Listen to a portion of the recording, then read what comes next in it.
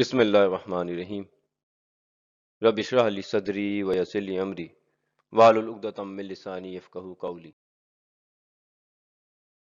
گناہوں سے توبہ کرنا فرض ہے، اس پر پوری امت کا اتفاق ہے، لیکن اکثر لوگ توبہ کا اصل مطلب نہ جاننے کی وجہ سے توبہ کر ہی نہیں پاتے اور گناہ چھوڑ کر یہ سمجھتے ہیں کہ وہ توبہ کر چکے۔ یہ ان کے لیے آخرت میں بہت بڑے مسئلے کا باعث بن سکتا ہے، اس لیے گناہ کے چھوڑنے اور توبہ کرنے میں فرق کو اچھی طرح سمجھ لیں۔ توبہ کے لیے کچھ چیزیں لازمی ہیں۔ نمبر 1، گناہ کو گناہ سمجھنا۔ نمبر 2، اس گناہ کے کرنے پر شرمندہ ہونا۔ نمبر 3، آئندہ اس گناہ کو پھر سے نہ کرنے کا پکا ارادہ کرنا۔ نمبر 4، گناہ کا اگر کوئی کفارہ ہے تو اسے ادا کرنا۔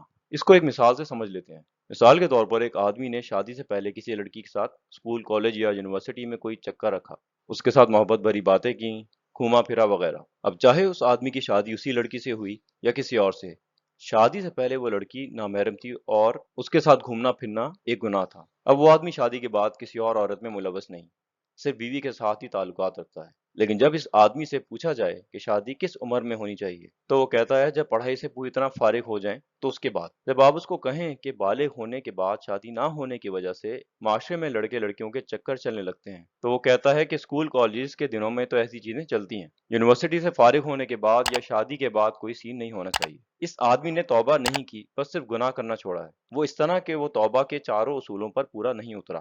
نمبر 1، گناہ کو گناہ سمجھنا۔ یہ آدمی تو کہتا ہے کہ ایک عمر تک لڑکے لڑکی کا چکر تو چلتا ہے، حالانکہ اللہ نے اپنے دین میں اسے ایسی عمر میں بھی گناہ قرار دیا ہے اور اسی وجہ سے جلد شادی کا حکم دیا ہے۔ اس شخص نے دین میں بدعت تو کی ہے کہ گناہ کو گناہ نہیں کہا بلکہ جائز کہا، توبہ نہیں کی۔ نمبر 2، وہ اس پر شرمندہ نہیں، حالانکہ حدیث میں آتا ہے کہ توبہ تو نام ہی شرمندگی کا ہے۔ نمبر 3، گناہ کو دوبارہ نہ کرنا۔ یہ شخص دوبارہ تو اس عمر میں جا ہی نہیں سکتا، لیکن آج جو لوگ اس عمر میں اس گناہ میں ملوث ہیں ان کو منع کرنے سمجھانے کی صلاحیت ہونے کے باوجود کچھ نہیں کہتا، چاہے وہ اس کے اسٹوڈنٹس ہوں یا چھوٹے رشتہ دار، کیونکہ وہ اس سے چھوٹی عمر میں برائی سمجھتا ہی نہیں۔ لیکن اگر یہ کوئی اور گناہ ہوتا جسے وہ گناہ سمجھتا ہے، جیسے بڑوں سے بدتمیزی، تو چاہے اس نے اپنی جوانی میں کتنی ہی کیوں نہ کی ہو، اپنے چھوٹوں کو ضرور منع کرتا۔ نمبر 4، گناہ کا کفارہ۔ جیسے حقوق اللہ میں گناہ کا کفارہ دینا ہوتا ہے، جیسے نمازوں کی قضا پڑھنا، پرانی زکوٰۃ دینا، پرانے روزے رکھنا، اسی طرح کیا اس نے لڑکی کے باپ سے معافی مانگی؟ لڑکی اکثر لڑکے کے ساتھ گھومنے کے لیے باپ کو بیوقوف بناتی ہے، دھوکہ دیتی ہے، اور دھوکہ بہت بڑا گناہ ہے۔ اور آپ نے سنا ہوگا کہ حقوق العباد یعنی لوگوں کے حقوق تب تک معاف نہیں ہوتے جب تک وہ شخص خود نہ معاف کرے جس کے ساتھ زیادتی کی گئی ہو، چاہے آپ جتنے ہی عمرہ اور حج کیوں نہ کر لیں۔ تو اگر لڑکی کے باپ کو پتہ چلنے پر اس کا دل دکھا ہے، اس کا بیٹی سے بھروسہ ٹوٹا ہے، تو اس کے باپ کا بہت بڑا حق مارا گیا ہے۔ اگر کوئی طریقہ ہے تو اس کے باپ سے معافی مانگنی چاہیے، لیکن اگر معافی مانگنا پاسبل نہیں تو کم سے کم اللہ سے تو مانگے اور اس گناہ کو گناہ تو سمجھے۔ اور اگر لڑکی کے باپ کو نہیں پتا چلا تب بھی دھوکہ تو دھوکہ ہی ہوتا ہے۔ اگر کوئی آپ سے پوچھے بغیر آپ کی گاڑی چھپ چھپ کر استعمال کرتا رہے اور یہ سمجھتا رہے کہ آپ کو پتہ نہیں چلا تو اس میں کوئی مسئلہ نہیں، تو یہ بہت بڑی جہالت ہے، اور یہاں معاملہ تو گاڑی کا نہیں بلکہ بیٹی کا ہے۔ تو یہ آدمی غلط فہمی کا شکار ہے کہ اس نے توبہ کی ہے، اس نے صرف گناہ کرنا چھوڑا ہے، اس کے نامہ اعمال میں اب بھی یہ گناہ لکھا ہوگا اور اللہ اس کا حساب لے گا۔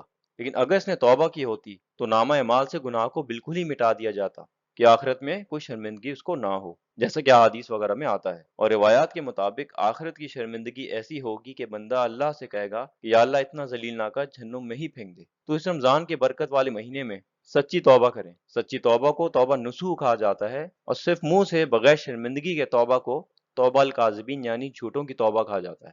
تو صرف استغفار کی تسبیح نہ کرتے رہیں، سچے دل سے معافی مانگیں۔ نئی شرمندگی ہو رہی تو اللہ سے توبہ کی توفیق مانگے، کیونکہ آپ تب تک توبہ نہیں کر سکتے جب تک کہ اللہ اس کی خود توفیق نہ دے دے، کیونکہ توبہ صرف اللہ کی توفیق سے ہی ہوتی ہے۔